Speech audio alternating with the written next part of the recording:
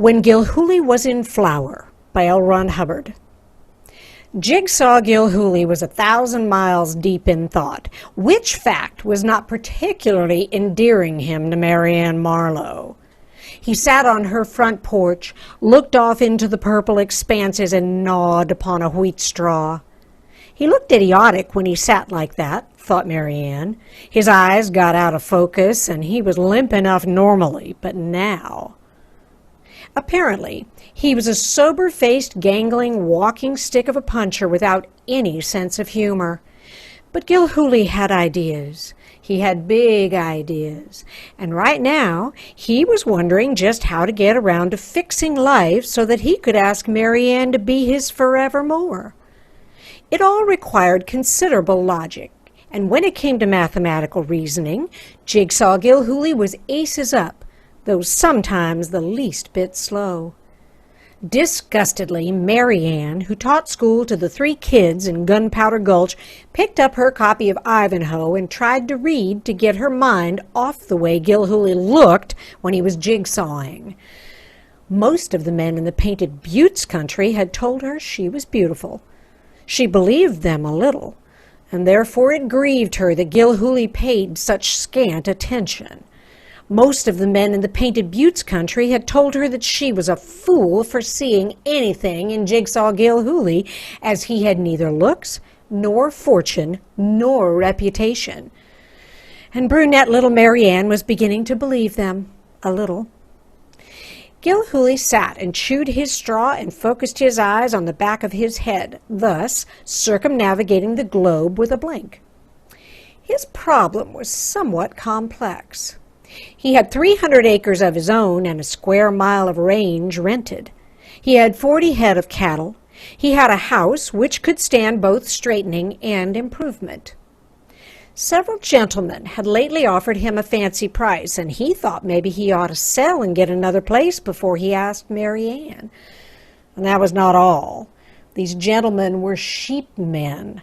If sheep got a foothold on the Painted Buttes range, there wouldn't be any stopping them. Now it was either asking Marianne to marry on $2 and staying loyal to his own kind, or it was asking Marianne to marry on $1,500 and going in debt for a place good enough for her. So the problem shifted back and forth, and so did the straw, and Gilhooly kept his eyes on the back of his head via China. Stop it! Gilhooly looked at her in astonishment. Stop looking like a shorthorn, Jigs Gilhooly. Sometimes I think you are a fool, and other times I'm certain of it. Ma'am? Said the startled Gilhooly. Why don't you be a man? Demanded Marianne, brown eyes flashing. Why do you have to sit and moan about some crazy problem when you rode 15 miles to see me? That's right. What's right? I did ride 15 miles to see you. She subsided, beaten. Ivanhoe was clutched in her small, desperate hand, and she felt like throwing it at him. Now, you're mad. I didn't mean anything to do anything. What's wrong? Oh, said Marianne in a small voice, and then, sitting up like a cottontail and looking earnestly at him. The trouble with you, Jigs Gilhooly, is that you aren't romantic. Me? You. But... He stopped, baffled. What do you mean, romantic? Like Brian Dubois Gilbert, or Ivanhoe, or... Like who? Nobody by their names has sped around here. Of course they haven't. Their outfits were over in England and France and such. Foreigners. Foreigners are not, Jigs Gilhooly. If you ever expect me to pay any attention to any offer you might have to make, you'll have to mend your ways. And that's final. You mean be romantic? But geez, Marianne, I don't know anything about it. An inspiration hit her. She closed the book with a thump and handed it to him. When you've read this, you can come and see me again. And not until...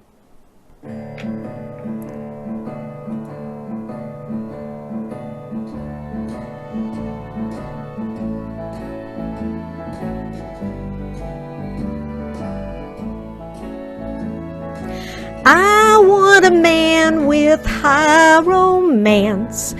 I want a man who'll take a chance on me. I want a man to sweep me off my horse. I want a guy who's strong and brave, someone who's not afraid to save me. I want a guy to sweep me off my horse. I don't think I should have to settle. I want a man with metal, happily ever after, with Galahad or Lancelot or Ivanhoe.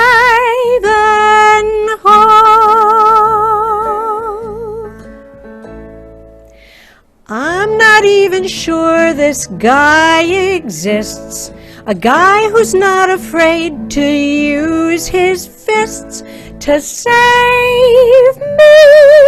I want a man with romance and courage and honor and humor and sweetness and chutzpah and cojones.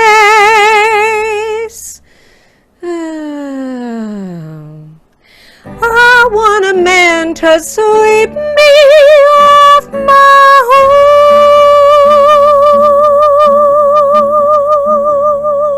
horse. Gilhooly was routed. He took the book as though it had a rattler between the covers and held it away from him, looking at it. But when he looked back at Marianne, he could see with but half an eye that she meant what she said. This was a new angle to the problem. He hadn't thought about her not wanting to marry him. But the solution was offered. He would have to read this book and be romantic. He tipped his hat. Yes, ma'am. And backed off the porch. He climbed his Mustang Calico, tipped his hat again to Marianne, and neck-reined away to proceed down the wagon tracks through the sagebrush. When he was a mile or so from the house, still in view behind him, he told Calico, Make your gopher holes to fall into. I got some studying to do. And so it was that Jigsaw Gilhooly began to read of the days when knighthood was in flower. 2 bits worth of midnight oil later, Jiggs Gilhooly guided Calico onto the field of honor. Pennons fluttered and queens waved and armor flashed all about him. Marianne threw a glove toward him for an amulet, and then, drawing up and lowering the shade of his visor, he glared through the slits at Brian Dubois Gilbert, who stood snorting evilly on the other side of the tilt course. It happened at this time that a gentleman by the name of Fallon, who was known for determination, and his friend Billings Dwight topped the bluff above the Gilhooly Ranch. What the devil? Said Fallon thickly, pulling in and staring. Billings Dwight stared too. He must be plumb loco, Fallon.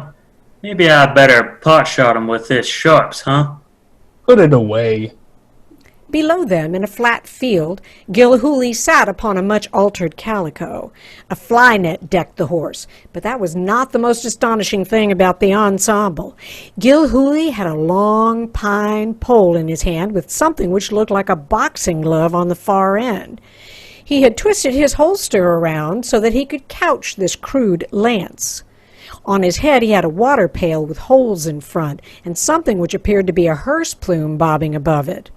30 yards away, a longhorn bull pawed earth and blew, and was not particularly aware that he was no one but Brian Dubois Gilbert. Sir Gilhooly tensed in his saddle and lowered the lance. He jabbed spur to a nervous Calico, and they lunged ahead straight at the Longhorn. Calico's hooves thundered. Sir Gilhooly yelled. The bull started a rolling charge of his own. Two irresistible forces met in mid-flight.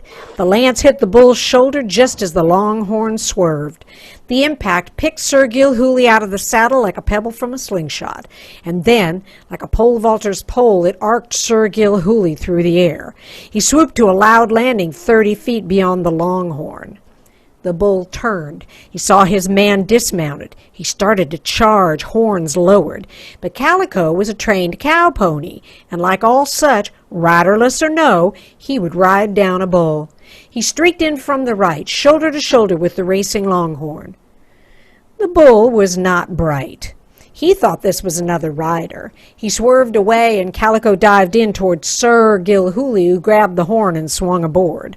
He reached down and scooped up the lance and bucket, then scowled at the bull.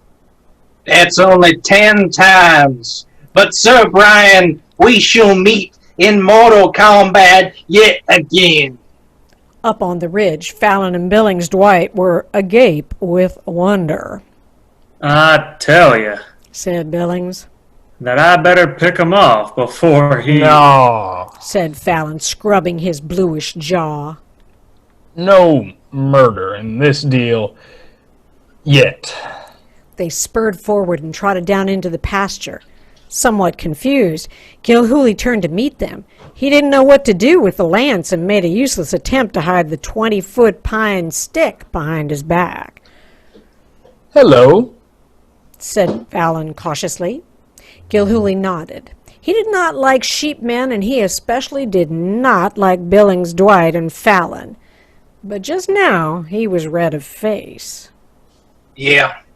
Said the late Sir Gilhooly. Gilhooly, we come over to see if you was going to sell this place and give us that lease. I ain't decided. You mean you won't?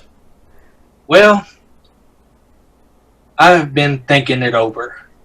I've been thinking it over.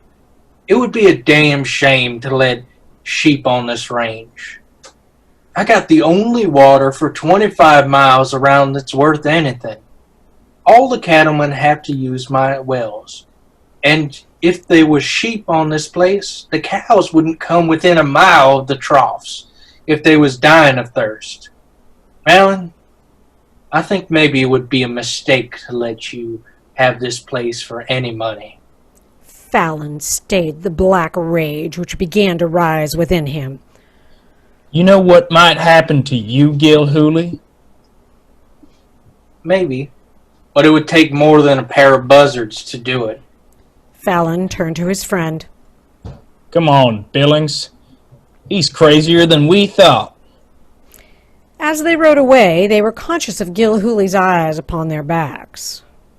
Think he's nutty? Said Billings.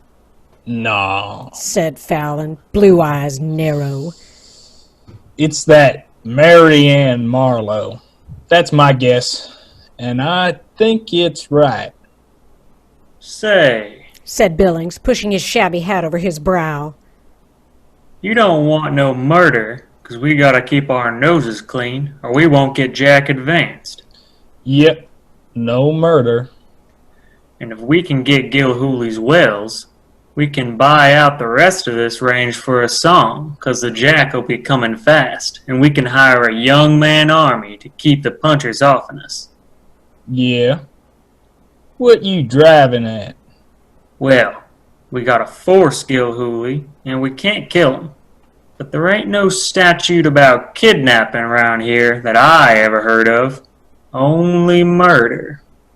And as Gilhooly is crazy about this Marianne Marlowe... You don't have to draw pictures. If we do that, we can force Gilhooly to sell and shut his mouth afterwards by telling him the cattlemen are out to hang him for making the sale. That's a good idea. Don't you think so, Billings? Billings Dwight was enough of a diplomat to let Fallon keep the change. He only nodded. Now let's see.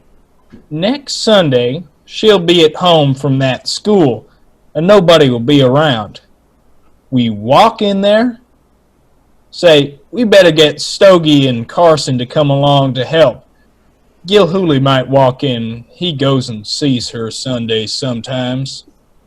Yeah, Said the diplomat Billings. that's a good idea, Fallon. It was Sunday morning, and the trees were singing, and the birds were shining, and the sun was in bloom, and Sir Gilhooly trotted along on Ye Calico toward Ye Towers of Marlow. As he went, he couched his lance and picked a sleeping rattler off a rock and threw the startled reptile about 90 feet away. A horned toad also got an aerial trip, and Gilhooly was pretty proud of his prowess. True, he was black and blue all over from his encounters with Brian Dubois Gilbert, and the tin pail was dented badly and was frying hot in the desert sun, but that made no difference. The red-bound copy of Ivanhoe was in his saddlebag, and Lady Marianne was due for a big and wondrous surprise. If this was being romantic, it was all right with Jigsaw Gilhooly. In the far distance he could see the house, and he trotted along for 3 miles or so, observing it closely to make certain that Marianne had neither family at home nor callers. Usually the Marlows went to church over in Gunpowder Gulch, but Marianne did so much platform work during the week herself that she always took off Sunday as her day off. In jubilance at the final discovery that the place was deserted, Gilhooly spurred Calico to a trot and picked up a Gila monster with his lance. When the spiny gentleman hit, he sat up and stuck out his tongue and tromped around in a circle, showing indignation. Sir Gilhooly arrived before the clappered towers of Marlow, pointed his lance at the sizzling zenith, and cried, Haste, Lady Marianne! And then, more loudly, How now? the weather-beaten old house remained quiet. Gilhooly raised his voice and repeated, and then, in sudden doubt, Hey, Marianne, it's me. and still nothing happened. Puzzled, Gilhooly said, You see anything of her, Calico? Calico stirred and swished at the flies. Gilhooly anchored him to the wind and got down, thrusting his lance into the earth. He went into the house and stood while his eyes adjusted themselves to the dim interior. And then his glance lighted upon a tidy out of place. That would never happen in Mrs. Marlowe's house. Again, there was some dust upon the floor, and he got down on his knees and picked up a torn bit of gingham. A flood of unreasoning terror took him. He jumped to his feet and stared all about him. He went swiftly to the kitchen, and there he found a chair overturned. Just outside the back door, he saw that the loose dust had been disturbed by long scrapes, as though somebody had been dragged unwillingly across it. Hurrying on this trail, he came to a gulch and found that many horses had been there. He tried to count them, but he was too excited for accurate tracking. Disaster had come to the Marlowe ranch, and that was all that Gilhooly could register. He whistled excitedly for Calico, and the pony came tripping on his reins. Gilhooly mounted with a rush and spurred around the house. He caught up his lance as he passed it and then swerved back to catch the other trail. One horse had a notch gone from its shoe, and by this mark Gilhooly could follow on the trodden wagon trail. It's Fallon, Said Gilhooly with the wind in his teeth. It's that dirty sheep eater Fallon. Beyond that he could not go. He accredited Fallon with no great strategy, but only remembered that Marianne Marlowe was a lovely girl, much in demand, but for some reason had always been wondrous to Gilhooly, giving most of her time to one Jakes Gilhooly. And because he had never been able to figure out why she was at all interested in him, he was now more anxious than ever to prove up. And as he rode, he pictured what would happen to Fallon. But Gilhooly completely forgot that he had left his 6-gun home because he needed the empty holster for a lance couch. He did not even have his Winchester. 6 men, probably. But the way Gilhooly felt, the 6 might as well have been 600.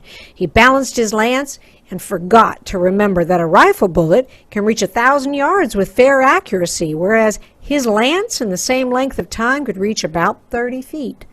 He had only read Ivanhoe, and so he did not know that chivalry had died as the bullet progressed. Fallon had a prospector's cabin perched precariously on a hillside above a dry stream bed. Above it, 5 horses filed along the steep trail, picking their careful ways until they reached the flat ground behind the sad shack. Fallon eased his thick bulk to earth and grinned at Mary Ann.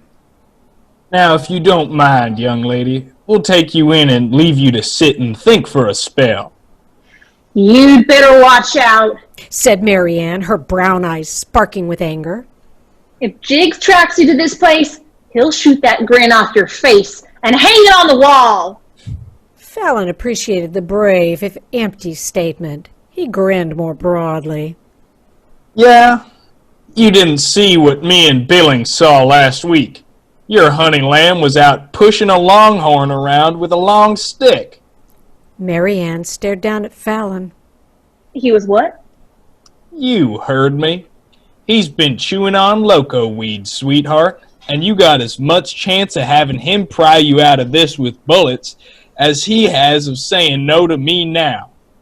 Now you get inside and be quiet, and I'll go over and see if Gilhooly will buy you back. Mary Ann had never had any real reason to be sure of Gilhooly. He might or might not be dumb, and he might or might not be brave, but she wanted very badly to believe that he was bright and brave, and so she said that he was, in no uncertain terms. I tell you that he'll take you apart. I can't browbeat him into doing anything he doesn't want to do. You want his range so you can get all the range for nothing when the next dry season comes. The Jiggs won't give in. Not him. You better start leaving the country before he hears about this outrage. Big talk, grinned Fallon, scrubbing his thick jaw and chuckling. This afternoon, I think you'll find out just how brainy and brave this Gilhooly gent is. When he comes here, I'll be leading him, and he'll be as docile as a spring lamb. Mary Ann wanted to disbelieve that, but she was almost certain it was true. Never in the career of Jiggs Gilhooly had anyone said that he was dangerous. And too late she knew that she had accepted his attention to the exclusion of others merely because his company was usually so restful after a hard week's teaching. True, she had wanted him to be romantic, but... Fallon hauled her down off the horse, pushed her into the cabin, and shut the door. Stogie and Carson were a little nervous, not liking anything too lawless, but not lacking in bravery. You sure about this Gilhooly gent? Said Stogie. Yeah, course I'm sure. He spat into the dust. He's big and dumb. How about this? Said Carson, jerking his thumb at the cabin. Her? Said Fallon. How about it, Billings? Billings grinned. Oh, by the time the country gets warmed up about this, we'll have Gilhooly's ranch. And as soon as we get that, we'll get all the money we need. It's been promised. Stogie and Carson looked a little more convinced and got down. Fallon turned his horse around and then mounted. Now, gents, you stay here and keep an eye peeled. I'm going to ride over to Gilhooly's and ask him for his signature. Ha! This is too easy. Fallon spurred his Mustang up the trail and over the canyon edge to trot out across the sage-covered plain. He was in a very happy mood, and he had never been more certain of anything in his life. He rode about a mile before he saw the approaching horseman. Once in a while light flashed from bright metal, and suddenly Fallon knew that it was Gilhooly. Huh? Fallon told himself. He come right along after all. Gilhooly was coming, with all the speed the calico could thunder out of the road. He saw Fallon in the distance and without slackening pace narrowed the gap to 100 yards. Then he slowed to a walk, and Fallon slowed to a walk, and watchfully they approached each other. Where's Marianne? shouted Gilhooly. Fallon looked at the tin pail and the long pine stick and chuckled. She's safe enough. Thanks for riding over, Gilhooly. You saved me the trouble of finding you. What for? Why, if you sell your place and the water rats, you get back Marianne. It's as easy as that. They were less than 100 feet apart now, both coming to a halt. I got it figured out right. If I sell, you'll block off the wells, and the next dry season you can buy the whole range for a song. The ranchers around here would be pretty mad at me, Fallon. It ain't a deal.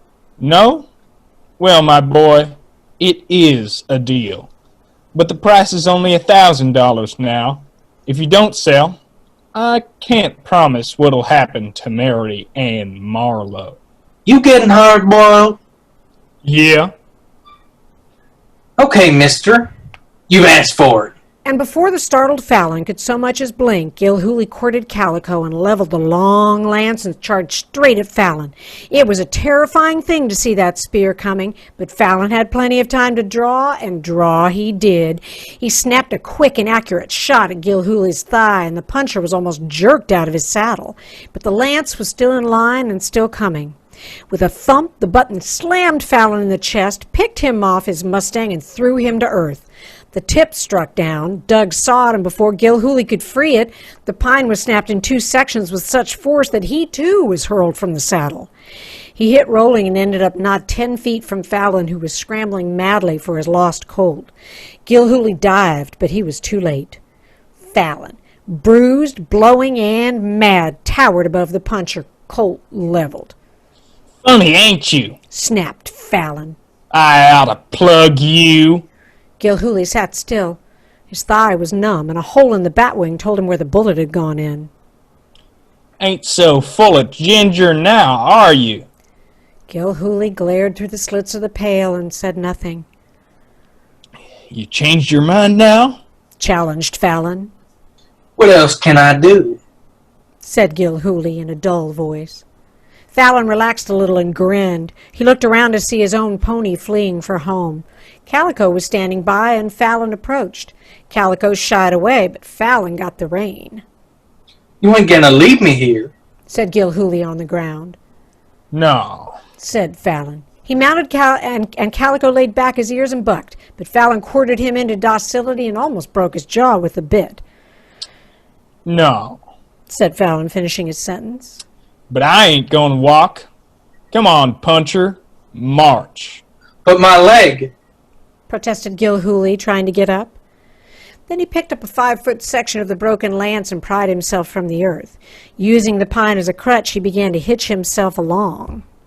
Faster. I ain't got all day. Gilhooly hippity-hopped faster, head down. This is too easy. I never did think you had any guts, Gilhooly. We'll go down to my place and sign, but I've cut the price. You don't get but $500. I can't pay you less without making it suspicious. Is that all right with you? He added unnecessarily. Yeah, said Gilhooly in a dull voice. And after you get paid, you can leave the country. It won't be healthy for you. Understand? Gilhooly didn't answer. He stumped dejectedly along, never turning to look at Fallon. They came at long last to the rim above the cabin. Gilhooly was played out from loss of blood in the hot sun, and it was all he could do to make it down the trail to the dilapidated shack. Marianne was looking out the window at him, and there was both pity and disappointment on her face. But there was no respect. For her, Gilhooly had passed out of the reach of any respect. He looked so ridiculous with that pail on his head, and she judged that his wound would not be serious, or else he could not walk at all. She felt pity, and pity is the pallbearer of love. Fallon got down. Stogie and Carson and Billings got up from a patch of shade and walked over, gazing amusedly at Gilhooly. He tried to get tough, but I took all the fight out of him. creased his leg and you'd think he was killed. Ain't that right, Gilhooly? Gilhooly looked at the ground through the slits in the pail and said nothing. Go on inside, said Fallon, booting Gilhooly.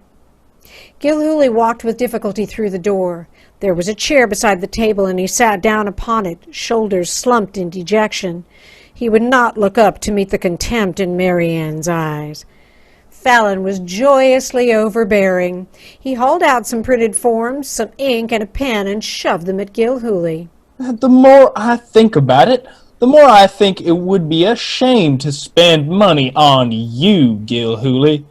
Suppose we make this for $10. Is that all right? He challenged. Sorrowfully, Gilhooly nodded.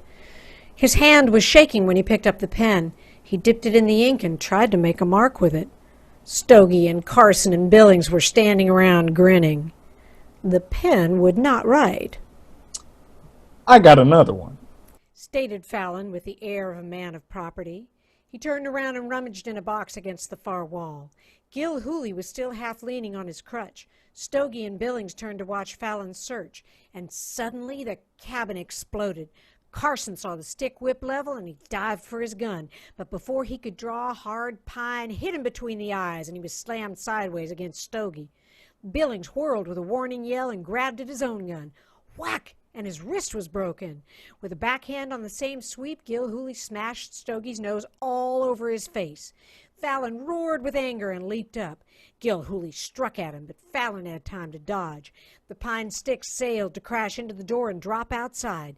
Gilhooly and Fallon collided in the middle of the room. Fallon had no time to draw.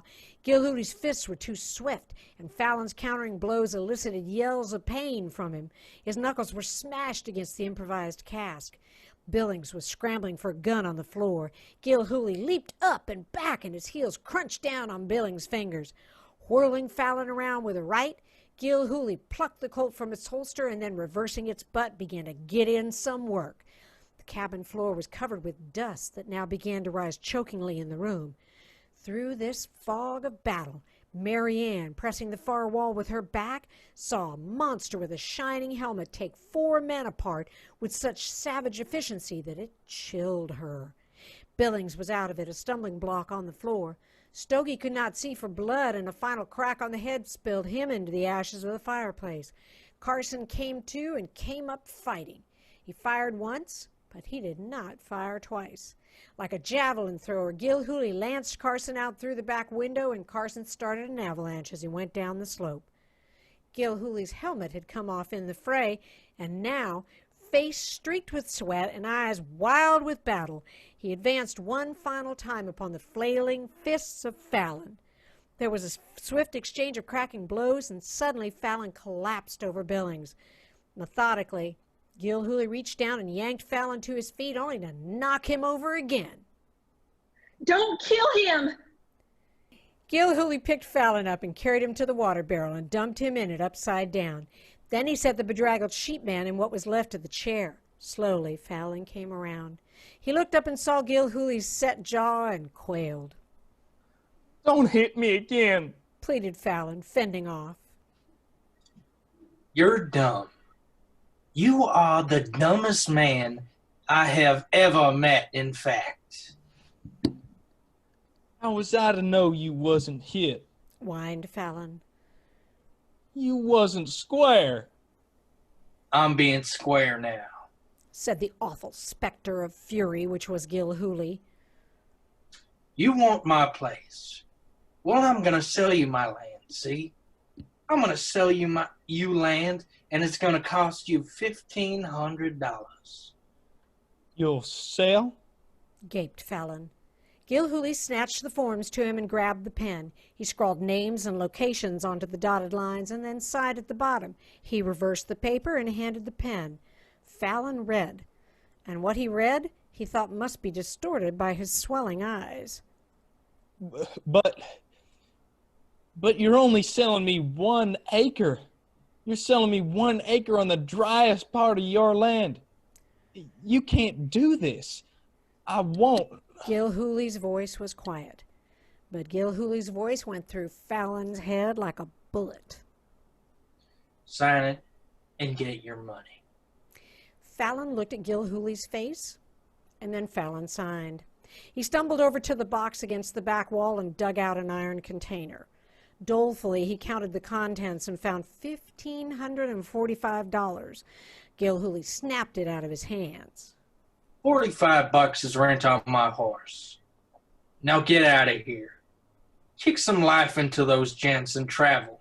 And don't never come near the Painted Buttes country no more. He collected the guns and strung them on a piece of wire and went outside to hook them over Calico's horn. Mary Ann was watching him with wide eyes. He came back, and suddenly he picked her up and carried her out and put her on Carson's sorrel. The four were collected now. They mounted, watching Gilhooly for any swift move, and then, almost gladly, they rode up the trail and out of sight. Oh, Jiggs, I never saw anything so wonderful in my life. To fool them in thinking that you were wounded and then beating them up and getting $1,545. I didn't fool them. Said Gilhooly, tenderly regarding his leg. But, you say, you know that guy Ivanhoe? Yes, Jiggs? He was a fake. What? Yeah. Why the dickens didn't you tell me that being romantic was just beating up guys with your bare fist? You saved me a pile of trouble.